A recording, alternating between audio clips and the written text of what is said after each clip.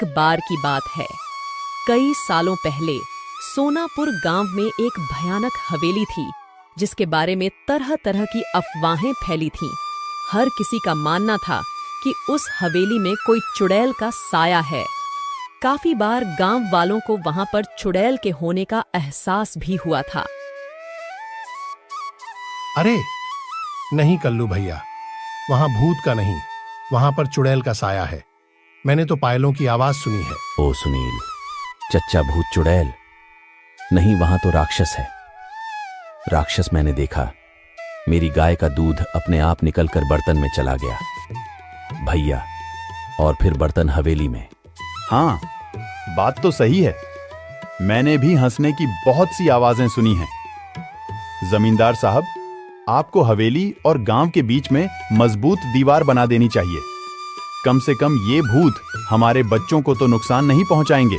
ना जाने हवेली में भूत है कि चुड़ैल। लेकिन एक बार जब मेरे पति लकड़ियां काट रहे थे तो उनकी कुल्हाड़ी नीचे गिर गई।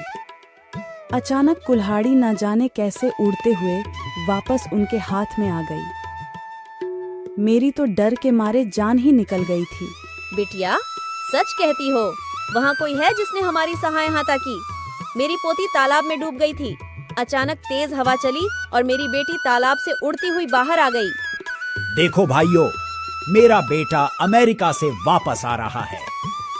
कुछ दिनों के बाद वो वापस चला जाएगा। उसे इन सब घटनाओं के बारे में खबर नहीं होनी चाहिए। उसके जाने के बाद मैं यह दीवार पक्की करवा दूंगा। गांव के ही किसान का बेटा भीखू खाद लेने शहर जा रहा था। रास्ता हवेली के सामने से ही गुजरता। जब वह हवेली के आगे से डरता हुआ पहुंचा तो उसने देखा कि एक सुंदर सी लड़की उसके सामने आकर खड़ी हो गई। तुम कौन हो और यहाँ क्या कर रही हो? तुम्हें नहीं पता ये हवेली भूतिया है? यहाँ रहना खतरे से खाली नहीं है। मेरा नाम किरण है, मैं तो यहीं रहती हूँ। हम यहाँ आते जाते हैं, भूत तो नहीं देखा हमने कभी। अच्छा, ये तो भूतिया हवेली है और लोग कहते हैं यहाँ भयंकर चुड़ैलें रहती हैं। ये सब सुनकर भीखू मन ही मन डरने लगा। उसके दिमाग में यही चल रहा था कि जो कुछ भी आज तक उसने सुना वो सच है या झूठ। तभी किरण बोली, तुम्हें पता है मैं हवेली में ही रहती हूँ। अब ये क्या कह रही हो? पूरा गांव जानता है कि इस हवेली में भूत चुड़ैल रहती हैं। तुम चुड़ैल भूत जैसी चीजों पर विश्वास रखते हो? मैं फालतू में ही इतना सोच रहा हूँ। ये लड़की होकर भी नहीं डर रही। ये भूत चुड़ैल मन का वहम है, ये सच्चाई थोड़ी ना है। आओ, तुम्हें मैं अपने बाकी लोगों से मिलवाती हूँ। इससे तुम्हारा डर हमेशा के लिए खत्म हो जाएगा। भीखू किरण के पीछे पीछे चलने लगा कि अचानक उसे जोर का धक्का लगा और वो हवेली की पहाड़ी से नीचे गिर गया। गांव वाले तुरंत दौड़ते हुए भीखू के पास आए और पूछने लगे, क्या हुआ? तभी भीखू के मुंह से बस यह शब्द निकले, वो लड़की, किरण, हवेली।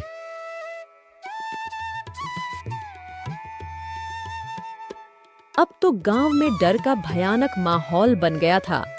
सबको विश्वास हो गया था कि हवेली में किसी किरण नाम की चुड़ैल का साया है जिसने भीखू को मार दिया है।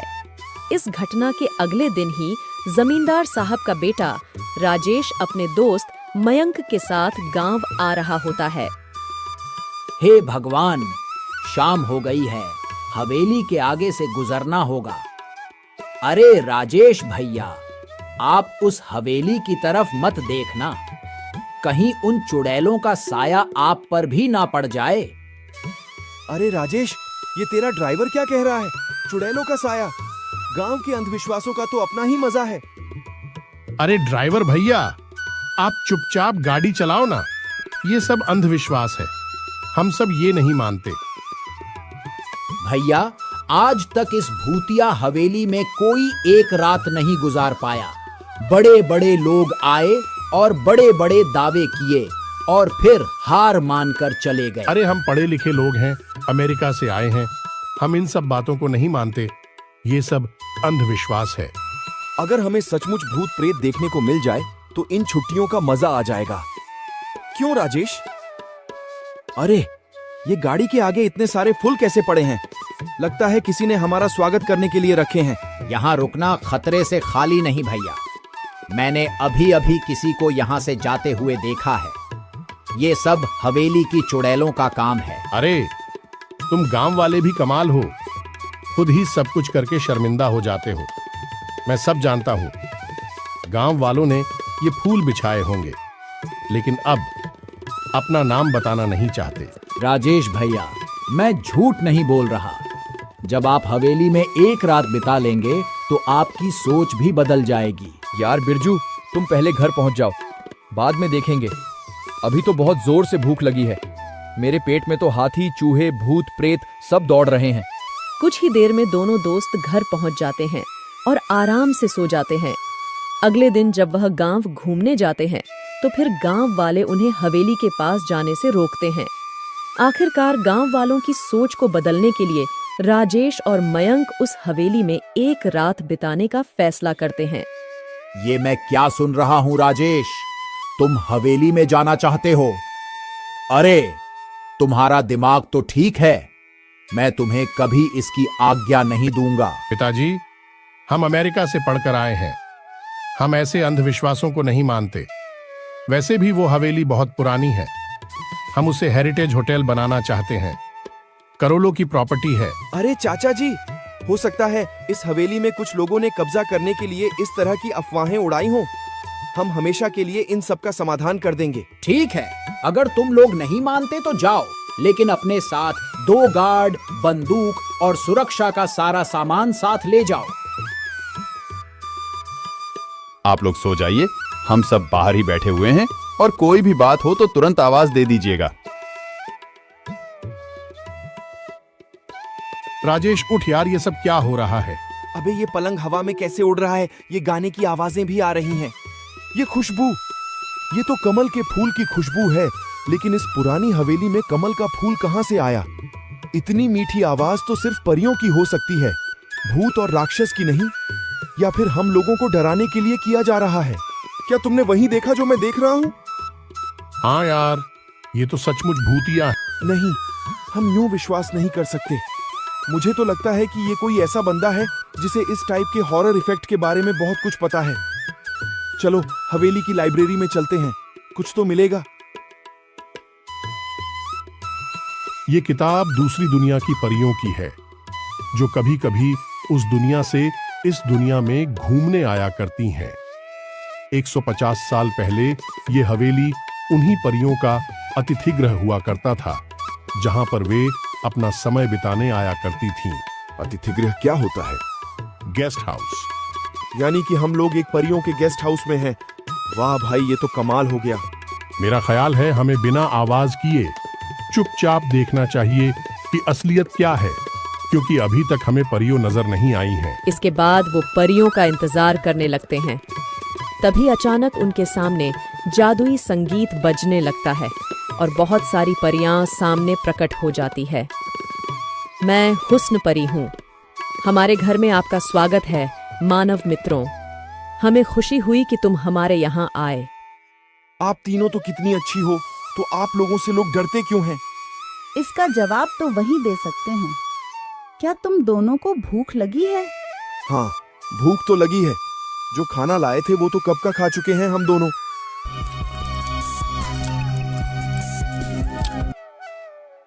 क्या तुम हमारी मदद करोगे इस हवेली की सफाई करने में? हाँ हाँ, क्यों नहीं। वह सब हवेली को चमकाना शुरू कर देते हैं। आवाज सुन जब गार्ड धीरज और मुन्ना अंदर आता है तो उसे मयंक और राजेश उड़ते हुए दिखाई देते हैं, पर परियां नहीं दिखाई देती।